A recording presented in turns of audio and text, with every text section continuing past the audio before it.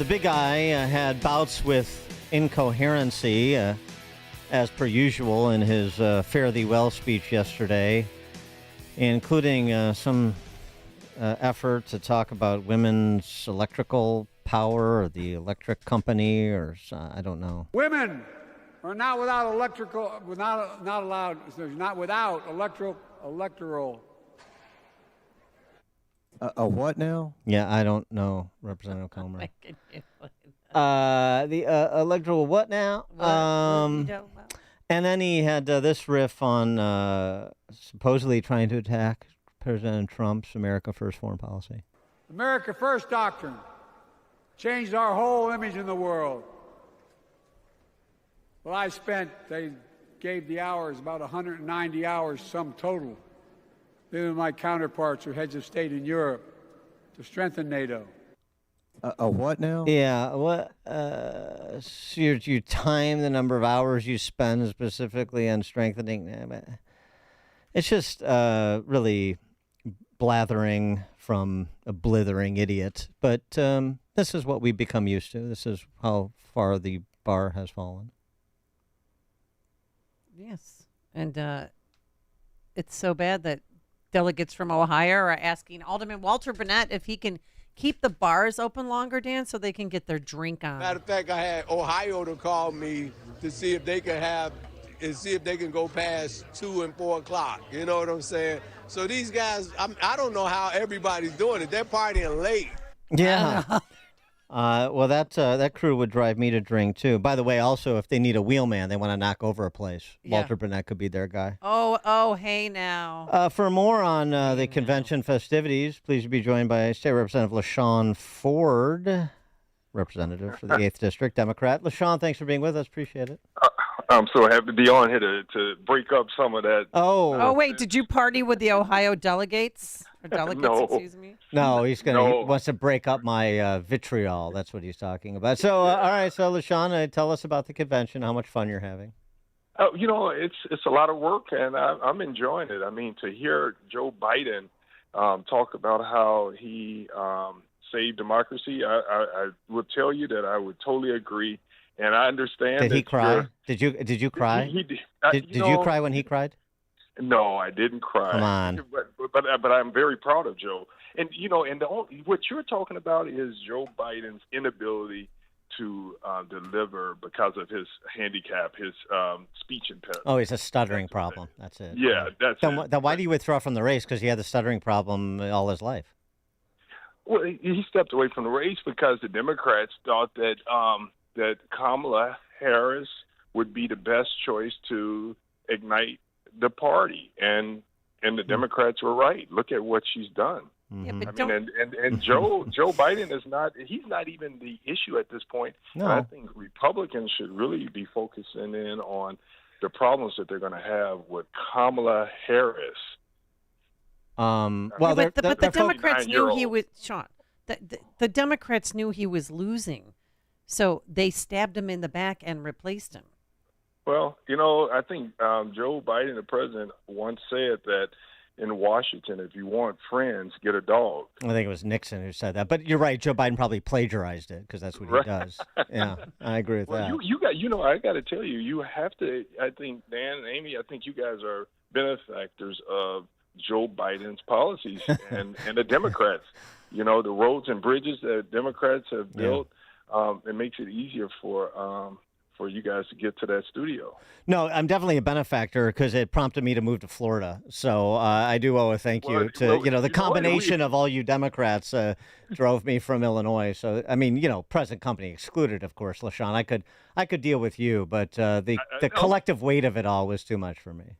But you know what? If just think about it, Democrats don't win Florida, but tax dollars go to Florida, and the president spent money in Florida as well. Yeah. President for all people. Well, no, surely. Well, but what are some of the other highlights too? I mean, did you get an abortion or a vasectomy yesterday at that Planned Parenthood mobile unit? No, that's really fascinating. I didn't see the truck. See, nobody did. I'm glad that they are considering men's health as well. I mean, I'm very happy that men's health is top of mind as well. Well, I know, because men can get pregnant, so they could get abortions. Oh, no. Men can't get pregnant. We know the difference between... Whoa, I'd be careful whoa. there. You bet you're going to lose your pass to the convention. Be careful. No. Careful. No.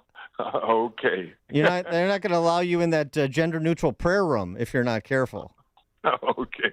Yeah, I think we're going to be better off. And you know what, Dan, Amy, I think what we're going to see is that there are going to be more Republicans supporting Democrats because they understand the threat that Donald Trump is to the democracy.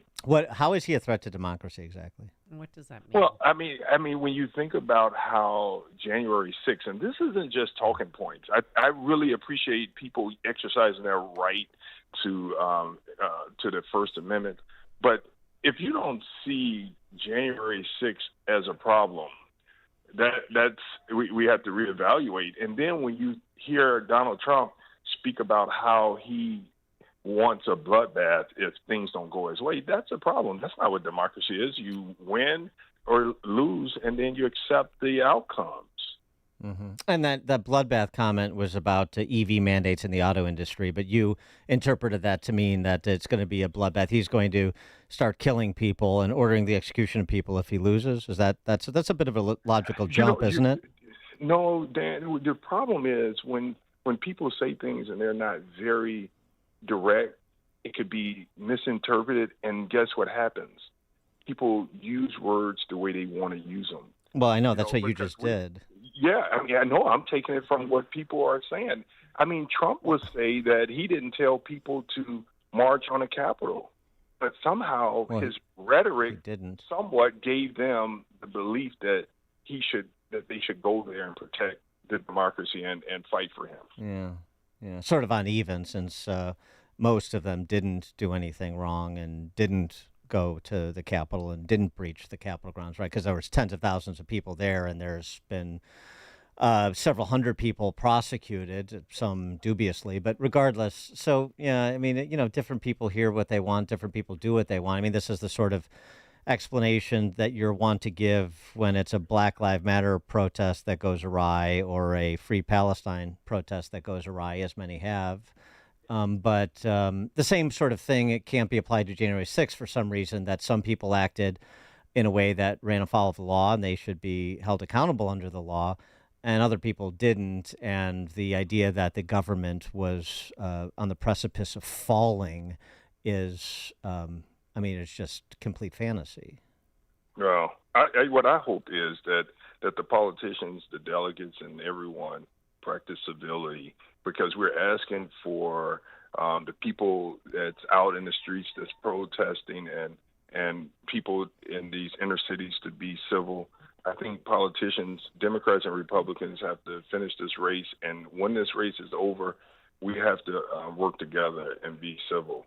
So August is recognition of civility month. And we got a civility month now. Well, it's a campaign of joy. That's what they're finally. promoting. That's what we've been missing, a designated civility month. Oh, of course. Yes. So I assume there'll be no more assassination attempts this month then on Trump. And I didn't like that, and That's good. I think that it wasn't American at all. I remember when George Bush was speaking and they threw shoes at him. I didn't like that. Yeah. He ducked really well, though, didn't he? Man, he was good. But I don't like anyone attacking our presidents, no matter who they are. Okay, so let me ask you this: did you see the first day of the RNC? So the attempt on his life was made on Saturday. On Monday, he's there. Everybody was in their seats on time, unlike you guys yesterday at 5:15 when the gavel was going to go throw down. Nobody was in the hall or in the United Center. And how did you watch it by any chance and feel how electric that was? Oh, the Republican convention was great. I mean, they had a party and they were behind their candidate. Now it's going to boil down, once we're finished and you get to know who Kamala Harris is, you're going to have a clear choice between Donald and Kamala. And Right. What do you think about how are things going in the city of Chicago and the state of Illinois? Would you say I've seen some billboards that Pritzker put up that record job growth and balanced budgets and so forth. But is your view that things are going pretty well here, about as good as they can be going in Chicago and Illinois? Now, they're not going as good as they could be going, but I think that things are getting better in Chicago, of course. And let me just give law enforcement like a high mark. I mean, the highest mark. They have kept Chicago safe.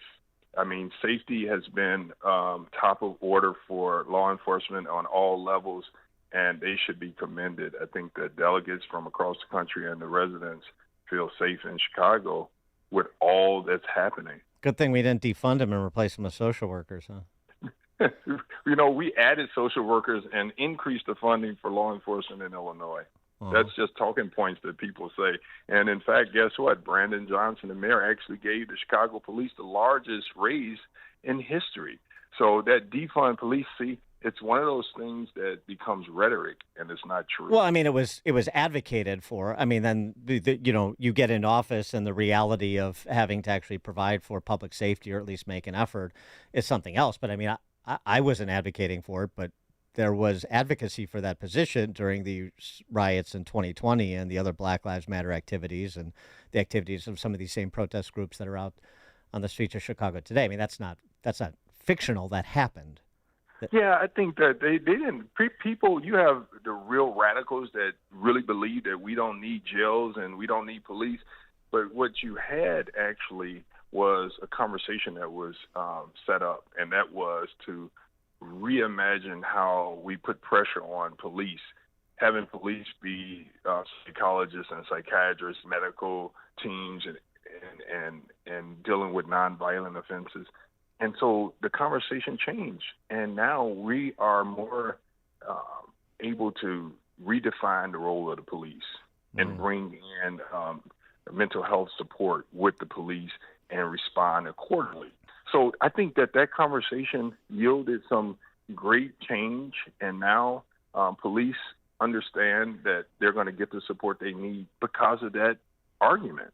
But everyone knew that we were not going to defund the police. Yeah, just posturing. It didn't happen anywhere. Yeah. Yeah, just posturing. So the Pritzker regime.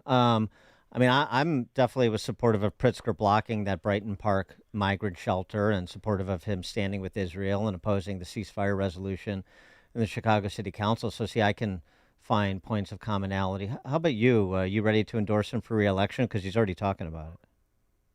If J.B. Pritzker runs for re-election, I'm ready to support him. I mean, there's no doubt that he's strong and he's bold, and he stood with, of course, the Black Caucus on criminal justice reform. And I really appreciate it. I know you all don't believe in the good the Safety Act has done for the community and eliminating cash bail, but he stood strong. And I think that taxpayers benefit from not having nonviolent people suffering from substance use disorder sitting in county jails. So J.B. Pritzker is strong, and he's going to have connections with the White House, which is going to be strong for Illinois' economy, and we're going to be able to get some of the infrastructure dollars for Illinois, and we're going to make sure that we don't eliminate the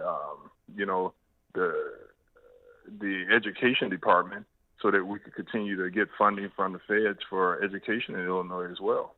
What do you think about Kamala's grocery price controls on grocery stores or Brandon's city-owned grocery stores? Is it a good idea?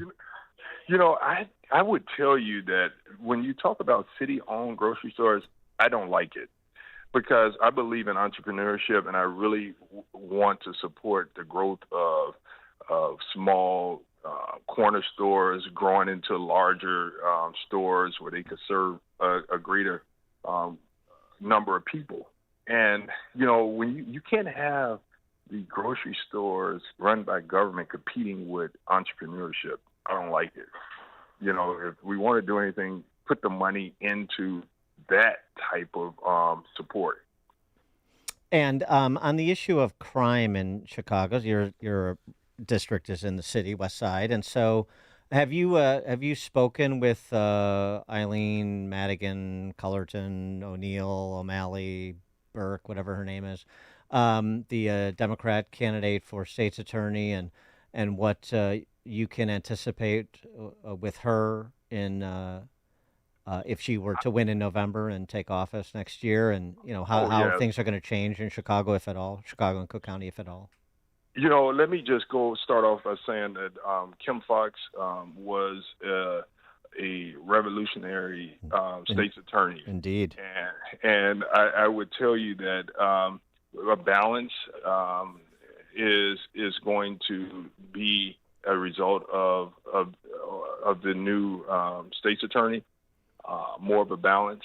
And I think that things should be held accountable just like Kim Foxx is held accountable. All right. Yeah. And I'm gonna work with her, and I want the bad people, criminals, to be locked up and be held accountable so our streets are safe. Yeah. Yeah. All right. And okay. All right. LaShawn Ford. Thank you, Dan and Amy. State Representative, 8th District, West Side of Chicago. LaShawn, thanks as always. Appreciate it. Vote blue. Bye-bye. There you go. And he joined us on our turnkey.pro answer line. The more you listen, the more you'll know. This is Chicago's